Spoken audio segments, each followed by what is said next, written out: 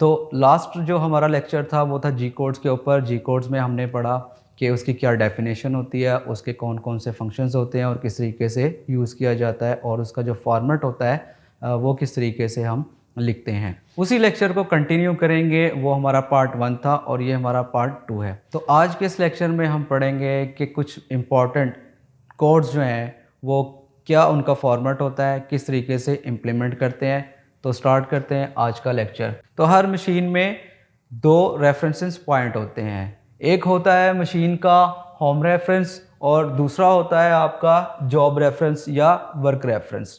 ठीक है, तो मशीन अभी अपने होम रेफरेंस पे है। जब आपने मशीन को या मशीन के ऊपर जो लगा एक्सिस के ऊपर टूल है उसको रैपिडली लेकर आना है, तेज़ी के साथ मूवमेंट करवाते लेकर आना है अपने इस जॉब रेफरेंस पर, देन आप कॉल करेंगे G00 के साथ। मतलब जहाँ पर आपके टूल ने कटिंग नहीं करनी, रैपिडली आपने उसको मूवमेंट देनी है XYZ, जहाँ पर भी उसको आप लेना चाहें, तो आप उसको आप उसको G00 की कमांड के साथ यूज़ कर सकते हैं। तो G00 का फॉर्मेट कुछ इस तरह से है कि G00 rapid traverse movement, format इसका G00 के साथ या G0 भी हम लिख सकते हैं। एक्स एक्सिस की यहाँ पर वैल्यू आएगी, उसके बाद Z एक्सिस की वैल्यू आएगी and then end of block. तो उसका जो यूज़ है वो है positioning tool of any axis.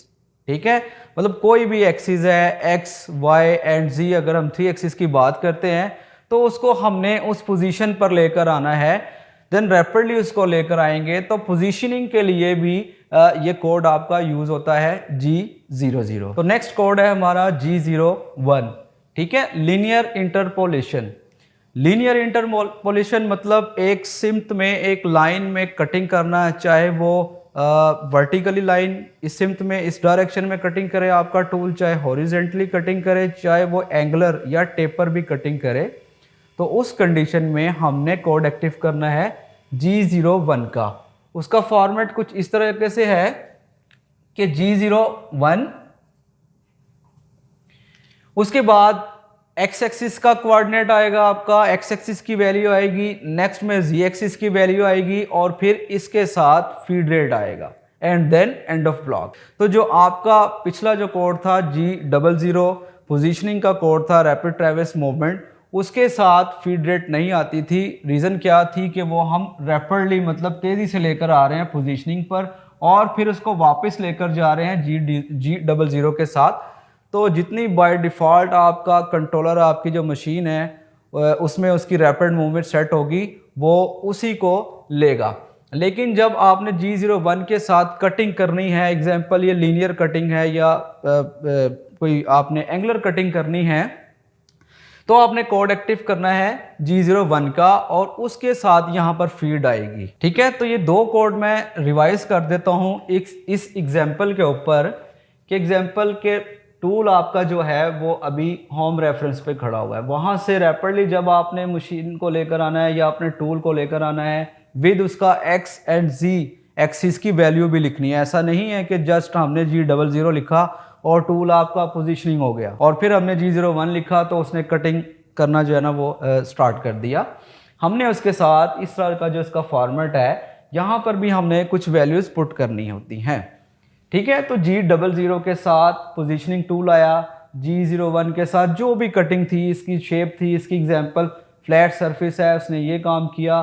उसके बाद रैपिडली G00 के साथ एक्स एक्सिस में मूवमेंट हुई और फिर Z एक्सिस में दोबारा आपका टूल जो है वो इस जॉब के रेफरेंस से कुछ मिलीमीटर्स, ठीक है, वो पीछे जो है वो स्टैंड बाय पे चला गया। तो जो भी वैल्यूज़ होंगी वहाँ यहाँ पर हम उसको पुट कर देंगे। ठीक हो गया। तो नेक्स्ट हमारा कोड है G02। G02 का जो फंक्शन है वो है सर्कुलर इंटरपोलेशन क्लॉकवाइज। ठीक है, मतलब आपके जो टूल की या जो एक्सिस है उसकी अगर रोटेशन क्लॉकवाइज है देन आप यूज़ करेंगे G02 का कोड। तो इसको देखिएगा एग्जाम्पल को, ये एक टर्निंग सेंटर की मैंने एग्जाम्पल बनाई है। इसमें देखते हैं कि हमने अभी G02 और G03 का किस तरीके से यूज़ करना है। तो इसको देखिएगा ताकि आपका रिपीट भी हो जाए। तो मशीन आपका या टूल आपका अभी होम पोजीशन पर है, होम पोजीशन से G00 के साथ उसको लेकर आए रैपिडली इस वर्क पोजीशन पर, ठीक है। उसके बाद जब आपने लीनियर कटिंग करनी है, एक स्ट्रेट एक फ्लैट सरफेस है आपके पास, तो आपने टर्निंग करी G01 के साथ, मतलब लीनियर में। उसके बाद देखें कि टूल आपका इस तरीके से आया और इसने ये रैपिडली काम किया एंड देन G01 के साथ काम किया। अब देखिए यहाँ से एक सर्कल लग रहा है, स्टार्ट हो रहा है और यहाँ कहीं आके उसका एंड हो रहा है।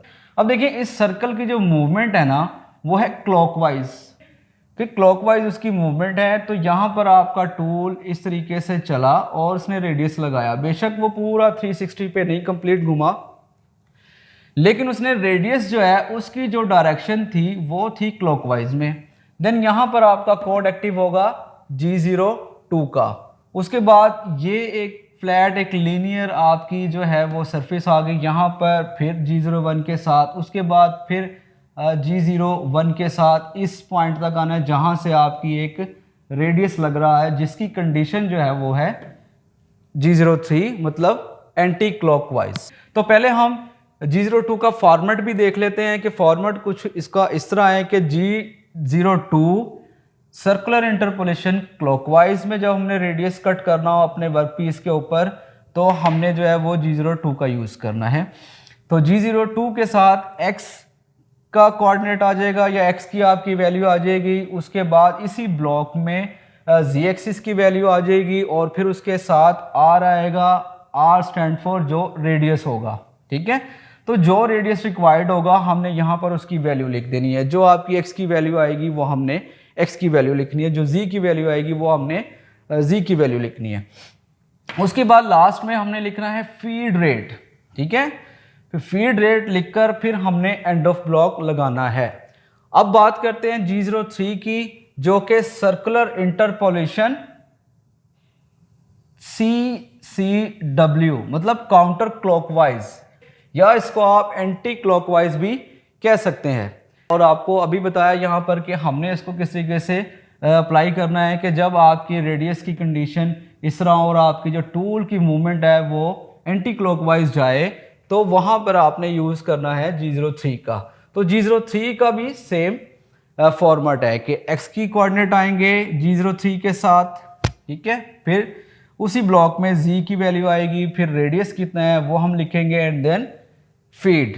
तो देखा जाए तो वैसे जी कोड्स बहुत बड़ी एक लिस्ट है, तो मैं ये कोशिश कर रहा हूँ कि आपको कुछ इंपॉर्टेंट कोड्स जो है वो बताऊँ, उनका फॉर्मेट बताऊँ, उनका यूज़ आपको बताऊँ ताकि आपको उनका यूज़ करना आ जाए, क्योंकि ये वो कोड्स हैं जो मोस्टली हर जॉब के ऊपर, हर मशीन के ऊपर, चाहे वो 2 एक्सिस है या 3 एक्सिस है, 4 एक्सिस है, अप्लाई हो जाते हैं और उनका फंक्शन जो है वो सेम ही रहता है। उसके बाद देखिएगा G28 का कोड है मशीन रेफरेंस पॉइंट या मशीन होम रेफरेंस पॉइंट, ठीक है। एग्जाम्पल यहाँ से G00 के साथ आपका टूल आया पोजीशनिंग के लिए, उसके बाद G01 के साथ उसने लीनियर कटिंग की, G02 उसने सर्कुलर जो है यहाँ पर रेडियस कट किया, देन G01 और फिर उसके बाद G03 उसने जो है ये एंटी क्लॉकवाइज का कोड यूज़ किया अकॉर्डिंग टू ड्राइंग। उसके बाद G01 के साथ उसने फिर लीनियर कटिंग की और G28 अब यहाँ पर आपका टूल एक्टिव होगा, क्योंकि जब उसने सारा काम कर लिया तो G28 के साथ अब आपकी जो टूल है वो या आपकी मशीन है वो होम रेफरेंस चली जाएगी, मतलब जहाँ से टूल आपका होम रेफरेंस से वर्क करने के लिए आया था, जब ये सारा उसने अकॉर्डिंग टू ड्राइंग जो है वो काम कंप्लीट कर लिया एंड देन उसके बाद वो फिर जो है दोबारा अपने मशीन रेफरेंस पे चली जाएगी। तो G28 के साथ आपका जो है वो मशीन होम रेफरेंस के लिए ये कोड यूज़ होता है। कुछ मशीन्स की कंडीशन ये होती है कि जब भी आपने उस मशीन को ऑन करना है तो G28 के साथ उसको होम रेफरेंस करवाना है। और बास कंट्रोलर्स के अंदर G28 के साथ कमांड तो यूज़ हो ही रही है, लेकिन ये कि स्पेसिफिक उसका जो मशीन कंट्रोल का जो यूनिट है उसके ऊपर भी एक बटन दिया होता है। आपने जब मशीन ऑन करनी है तो इसको एक बार आपने पोजीशनिंग वाला बटन प्रेस कर देंगे या होम रेफरेंस वाला बटन प्रेस कर देंगे तो मशीन ऑटोमेटिकली जो है वो एक बार अपने जो उसके एक्सिस हैं, अगर वो XY हैं या XYZ हैं, तो वो अपने होम रेफरेंस पर चली जाएगी। उससे क्या होगा कि मशीन आपकी एक बार रिफ्रेश हो जाएगी, दूसरे लफ्ज़ों में। अच्छा फॉर्मेट देखते हैं तो उसका फॉर्मेट सिंपल सा है, G28 के साथ U एंड W यूज़ होता है, उसके बाद एंड ऑफ ब्लॉक। अच्छा G20 के साथ U एंड W तो यूज़ होता ही है, लेकिन ये भी मैं यहाँ पर लिख दूँ क्योंकि यहाँ पर कोई वैल्यू तो आनी नहीं, यहाँ पर स्पेसिफिक U 0.0 ही आएगा, क्योंकि जब भी आपकी मशीन होम रेफरेंस पर जाएगी तो U के साथ 0.0 ही आएगा, उसके बाद W के साथ भी 0.0 ही आएगा and then end of block.